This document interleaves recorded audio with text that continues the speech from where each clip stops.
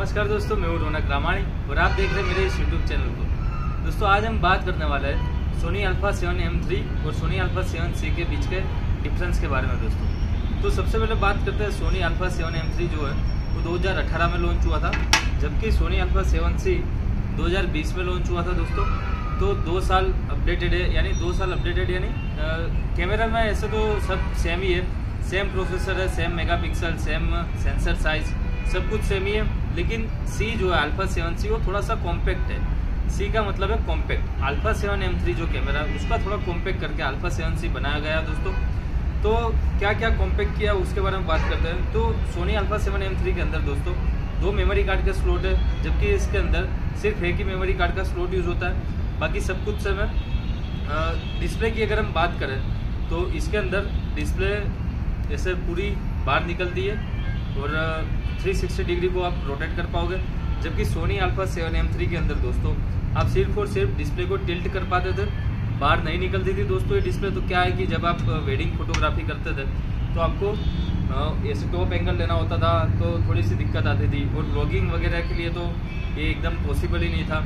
जबकि M3 के अंदर क्या है, सोनी A7C के अंदर इस तरीके से कुछ आप ब्लॉगिंग के लिए ईजी रहेगा दोस्तों। तो ये काफ़ी अच्छा इन्होंने किया।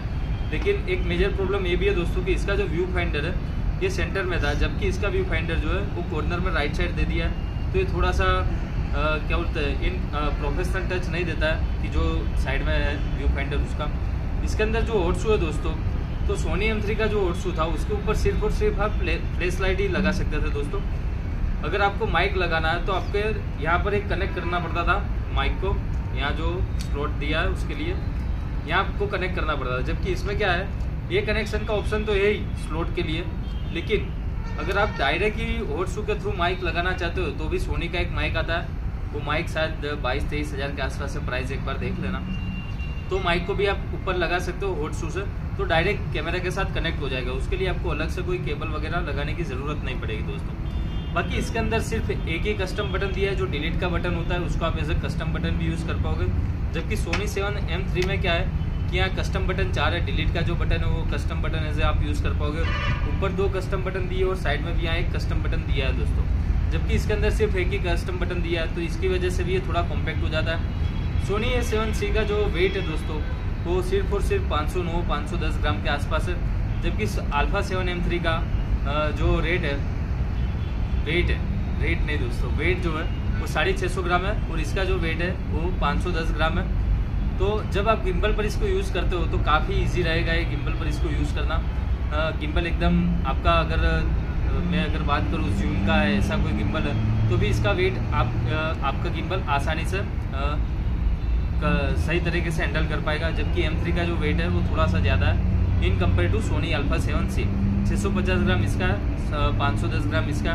ब्लॉगिंग के लिए भी अगर आप डायरेक्ट हाथ में लेकर घूमते रहते हो तो भी आपको इतना ज़्यादा लोड नहीं लगेगा हाथ पर। मेनू बटन जो है दोस्तों यहाँ सेंटर में दिया है, जबकि इसका मेनू बटन है वो एकदम साइड में दिया हुआ है। तो इससे दिक्कत ये होती है कि अगर आप फोटोग्राफी या वीडियोग्राफी जो भी कर रहे हो तो आप सीधा यहीं से मेनू को चेंज कर पाते हैं, अंदर जाकर सीधा कुछ भी कर पाते हैं। जबकि इसके अंदर क्या होगा कि मेनू बटन सेंटर में है, तो आपका जो अंगूठा है वो यहाँ पहुँचता में थोड़ी प्रॉब्लम कर पाता है, तो ईजी नहीं रहता इतना कि आसानी से शूट कर पाए। सोनी अल्फा 7M3 के अंदर दोस्तों जॉयस्टिक दी हुई है, जबकि इसके अंदर कोई जॉयस्टिक वगैरह नहीं है, तो ये भी थोड़ा सा कॉम्पैक्ट बनाने में इसको मदद मिली है कैमरा को। बाकी दोनों कैमरा ही 4K अच्छी क्वालिटी देता है। इसकी नॉइस जो ISO है वो low light camera performance Sony Alpha 7C का थोड़ा सा लो है। मैंने पर्सनली दोनों कैमरों को यूज़ किया है तो मैं कह सकता हूँ, वैसे ISO सेंसिटिविटी भी दोनों की सेम ही है, लेकिन 7C की जो लो लाइट सेंसिटिविटी है थोड़ी सी बीट कर जाती है, अल्फा 7M3C को बीट आगे निकल जाता है। तो कुछ इस तरीके से डिफरेंस है। और अगर बात करें तो 7C के अंदर यहाँ इंफ्रारेड एक दिया है बैटरी के आगे यहाँ, तो आपको क्या है कि एक केबल मिलता है जो आप गिम्बल के साथ कनेक्ट करना हो वगैरह तो भी आप कर पाओगे। जबकि इसके अंदर ऐसा कुछ दिया नहीं है दोस्तों, आप ऐसा कुछ कनेक्ट नहीं कर पाओगे। आप शायद यूज़ करते होगे तो आपको पता होगा कि आप यहाँ लगा दो केबल को और गिम्बल के साथ कनेक्ट कर दो तो आप गिम्बल से डायरेक्ट इसको ऑपरेट कर पाते थे। जबकि इसके अंदर ऐसा कोई इंफ्रारेड वगैरह नहीं है, तो ये भी एक मदद मिलता है सोनी अल्फा 7C को कॉम्पैक्ट करने में। लुक की अगर हम बात करें तो इसमें थोड़ा सा ऊपर सिल्वर लुक दिया है, तो उसका लुक जो थोड़ा अट्रैक्टिव और प्रोफेशनल लगता है M3 की कंपैरिजन में ज़्यादा लगता है दोस्तों। और कुछ पॉइंट तो मेरे ख्याल से छूट नहीं रहे, अगर कुछ है तो मैं देख लेता हूँ एक बार। सब कुछ कवर हो चुका है, अगर कुछ छूट जाता है तो आप कमेंट में ज़रूर लिखिए और मुझे बताइए। प्राइस की अगर हम बात करें, देखो प्राइस एक रह गया था दोस्तों।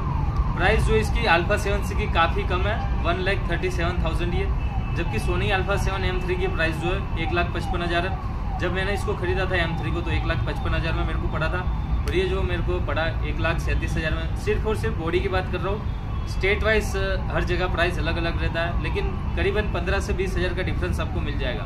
तो मैं ये सजेस्ट करूँगा, अगर आपका बजट थोड़ा सा लो है तो आप अल्फा 7C खरीदिए।